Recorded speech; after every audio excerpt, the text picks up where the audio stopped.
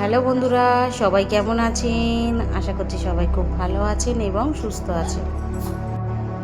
আজকে আমি আপনাদের সঙ্গে শেয়ার করব অথেন্টিক বরবটের রেসিপি বা কড়াই রেসিপি।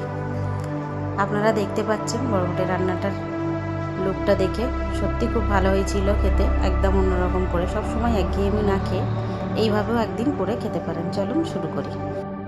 এখানে আমি আজকে সব কিছু মশলা শিলে বেটে রান্না করব।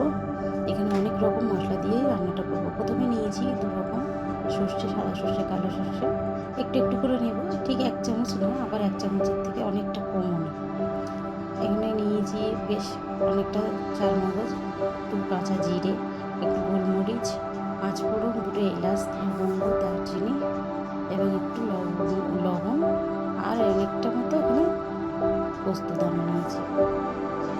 এবারে একটুখানি জল দিয়ে ভালোভাবে এটাকে মিহি করে বেটে নেব।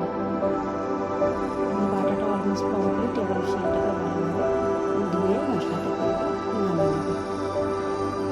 এখানে বরবটিগুলোকে আমি ধুয়ে রেখে দিয়েছি কেটে। এখানে একটা বড় আলু দিয়েছি এবং একটা বেগুন দিয়েছি। আপনারা চাইলে বেগুনটা নামিয়ে দিতে পারেন, একটু কাঁচা কাঁচা মতো করতে পারেন, তবে আমি যেহেতু একটা তরকারি করবো সেই জন্য আমি বেগুনটা দিয়েছি। এবার একটা কড়াইয়ের মধ্যে শুকনো লঙ্কা ফোড়ন দেবো। যেহেতু 5 ফোড়ন পিষে দিয়েছি ওই জন্য আমি 5 ফোড়নটা দিলাম না, লালে পড়বে বলে। শুকনো লঙ্কা ফোড়ন দিয়ে অল্প করে পেঁয়াজ দেবো। পেঁয়াজটা খুব অল্প দেবো, অল্প করে পেঁয়াজ দিয়ে পেঁয়াজটা হালকা কালার চেঞ্জ হবে, পুরোপুরি মানে না লাল হবে, হালকা কালার চেঞ্জ হবে। তারপরে বরবটিটা দিয়ে দেবো ভাজার জন্য। এটাকে পুরোপুরিভাবে একটুখানি গ্যাসটাকে লো করে দিয়ে ভালোভাবে ভাজতে হবে। আমার রান্নাগুলো যদি ভালো লেগে থাকে অবশ্যই আমার চ্যানেলটিকে সাবস্ক্রাইব করবেন এবং লাইক করতে ভুলবেন না। কেমন হলো কমেন্ট করে জানাবেন। এবার আমি ভাজাটা যাতে ভালোভাবে হয়, 1 চামচের মতো লবণ নিয়েছি। খেয়াল রাখবেন লবণটা আমি কিন্তু 1 চামচের মতো দিয়েছি এবং শেষের দিকে স্বাদ অনুসারে যদি প্রয়োজন হয় তাহলে দেবেন। আমার বরবটিটা ভালোভাবে ভাজা হয়ে গিয়েছিল, কালারটা দেখতে পাচ্ছেন চেঞ্জ হয়ে গিয়েছে। এখানে বেশ অনেকক্ষণ ধরে আমি গ্যাসটাকে স্লো করে ভেজেছিলাম। এবারে তারপরে বাটা মশলাটাকেও দিয়ে দিলাম এবং 1 থেকে 1.5 চামচের মতো আদা রসুনের পেস্টও দিয়ে দিলাম। এটাকে দিয়েও বেশ কিছুক্ষণ মশলাটাকে কষিয়ে নিতে হবে।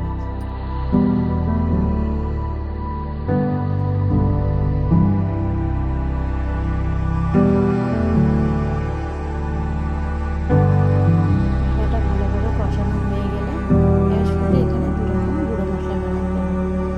1 চামচ মতো হলুদের গুঁড়ো, 1/2 চামচের মতো লঙ্কার গুঁড়ো।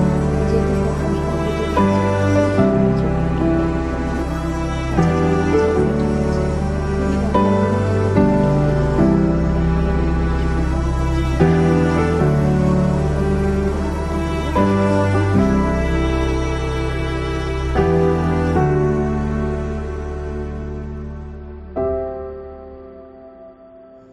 বেশ কিছুক্ষণ ধরে এটাকে কষিয়ে নিতে হবে। আমি অনেকক্ষণ ধরেই কষিয়ে নিয়েছিলাম।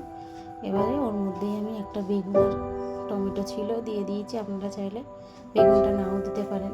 এর আগেও বলেছি আমি, যেহেতু আমরা একটু মাখা মাখাভাবে খাবো সেই জন্যই বেগুনটা দিয়েছি, তবে টমেটোটা দিবেন, ভালো লাগবে। এবার যতটা পরিমাণে সিদ্ধ হতে সময় লাগবে সেই পরিমাণে জল দেবো। আমি এখানে